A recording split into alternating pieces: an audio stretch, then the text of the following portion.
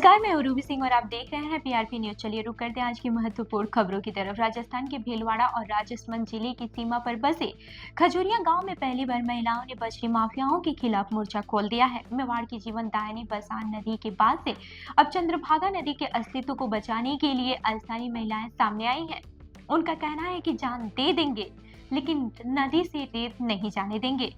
वहीं स्थानीय संवाददाताओं के अनुसार खजूरिया गांव में लगातार अवैध और अंधाधुंध बजरी खनन से क्षेत्र का पारिस्थितिकी तंत्र बिगड़ रहा है। नदी के जलस्तर में गिरावट, मिट्टी का कटाव और भूजल स्तर में कमी जैसी समस्याएं आम हो गई हैं। पहले महिलाएं पुरुषों और गांव के अन्य लोगों को जागरूक करने का प्रयास कर चुकी हैं, लेकिन कोई समाधान नहीं मिला। इसके बाद से करीब 100 महिलाओं की टोली ने खुद नदी के बहाव क्षेत्र में धरना दे दिया। ये विरोध अब एक जन आंदोलन का रूप ले चुका है।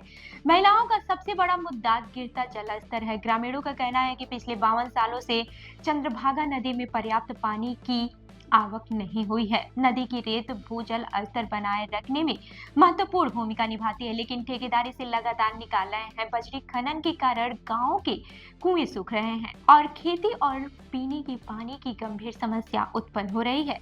महिलाओं ने चेतावनी दी है कि ठेकेदार किसी अन्य क्षेत्र में खनन कर सकते हैं, लेकिन खजूरिया की सीमा से रेत निकालने की कोशिश की गई तो वे इसे किसी भी कीमत पर रोकेंगे। उनका कहना है कि अगर हमारी नदी की रेत निकाली गई तो हमारे कुएं प्यासे रह जाएंगे। हम अपनी आने वाली पीढ़ियों के लिए इस नदी को बचाएंगे।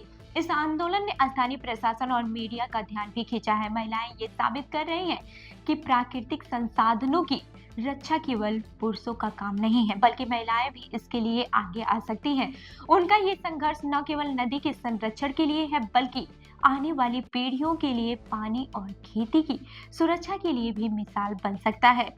खजूरिया की महिलाएं अब लगातार आंदोलन कर रही हैं और जनता से भी इस मुहिम में शामिल होने का आग्रह कर रही हैं। उनका कहना है कि जब तक नदी सुरक्षित नहीं होगी, वे धरने और प्रदर्शन जारी रखेंगे। इस आंदोलन से यह भी संदेश साफ है कि जल और प्रकृति की सुरक्षा अब गांव की महिलाएं अपने हाथों में ले रही हैं। तो इस खबर पर आपकी क्या राय है, हमें कमेंट करके जरूर बताएं और ऐसी ही अन्य खबरों की हमारी वेबसाइट www.prpnewsindia.com पर विजिट करें। धन्यवाद।